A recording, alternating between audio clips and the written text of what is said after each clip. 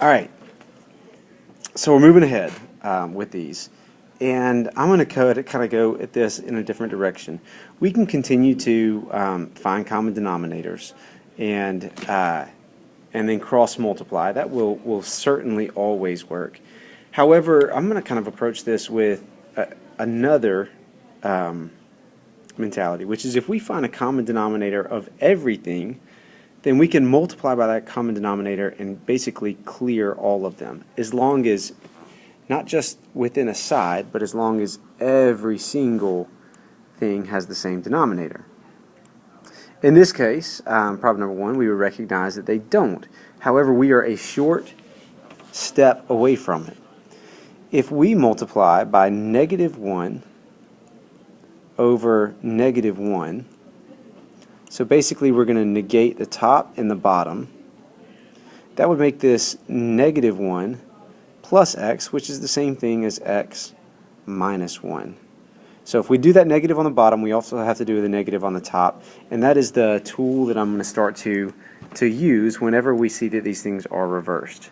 So we have 4 over x minus 1 is equal to 5 over x minus 1, look at me, already making a mistake, minus 2x over x minus 1.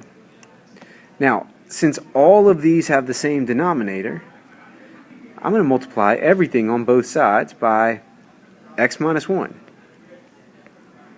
And what you'll recognize that does is it gives me 4 is equal to 5 minus 2x. And I think that makes things significantly easier. So we subtract 5 and we're going to get negative 1 is equal to negative 2x, divide by negative 2, and we end up with x is equal to 1/2. We still have to go back and check for extraneous solutions, which in this case everything was an x minus 1 or 1 minus x, but those two things operate the same. The truth is that x cannot be equal to positive 1, which is good. That's not one of the answers we got, so we'll go ahead and just turn all of that in. Alright, problem 6.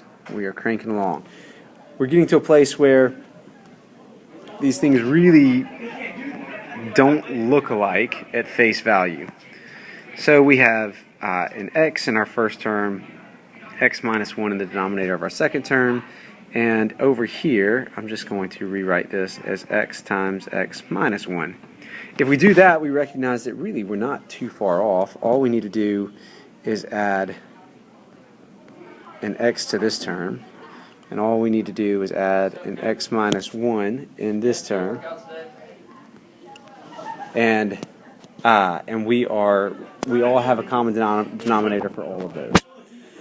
So let's clean that up a little bit. So we have 2x minus 2 over x times x minus 1 plus 6x over x times x minus 1 and 6 over x times x minus 1.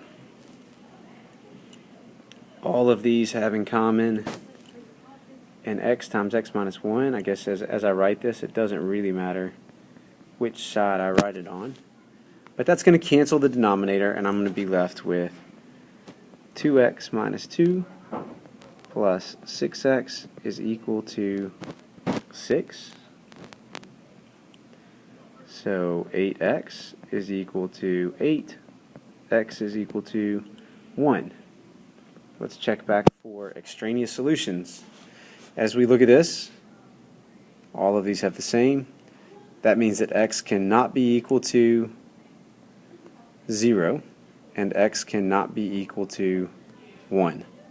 So here we have a problem that x equals 1 is not a valid solution, and there is not another valid solution.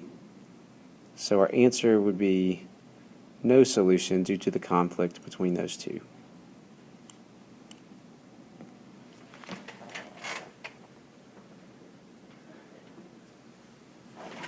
Alright, I'm only going to work number 7. I'm going to let you work number 8 on your own. You can check it against the answer key, but that gives you a little bit of practice with a little bit of accountability. as we move forward. Okay, again, I'm going to rewrite these things so to basically just kind of figure out what it is that I have here, because I don't totally know. Let me continue to work in red. 1 over 2 times x plus 1 plus 5 over x plus 1 times x minus 1 is equal to 1 over x minus 1.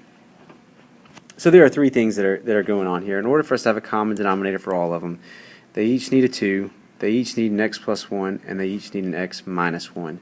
So let's go through and just kind of fill in the blanks for whatever each problem needs. And this first one is missing an x minus 1 on bottom, so we multiply by x minus 1 on the bottom and top, and that will give us 2 x plus 1 times x minus 1. The second term, we are missing a 2. So multiply by 2, so 5 times 2 is going to give us 10 over 2 times x plus 1 times x minus 1. And the last term, we're missing a 2 and an x plus 1, so we will say 2 times x plus 1 over 2 times x plus 1 times x minus 1.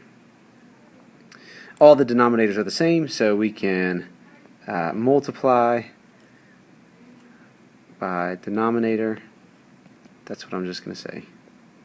Denominator. I would prefer you guys to write it out, but running out of screen space here. And what that will give us is a really simple problem. X minus 1 plus 10 is equal to 2x plus 2.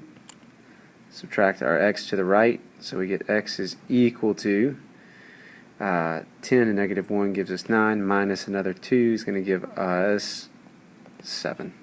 So x is equal to 7. We're going to look back up to see if there are any extraneous solutions, and the two things x would not be allowed to be equal to, x cannot equal 1 or negative 1. That was not one of our answers, so we're all good. That's it. I would like for you all to continue on to continue on to IXL.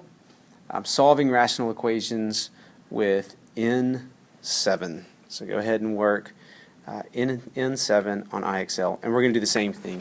We're going to work that to 85%. 85%. All right. Work hard, behave, cooperate for the sub, and I will see you guys tomorrow.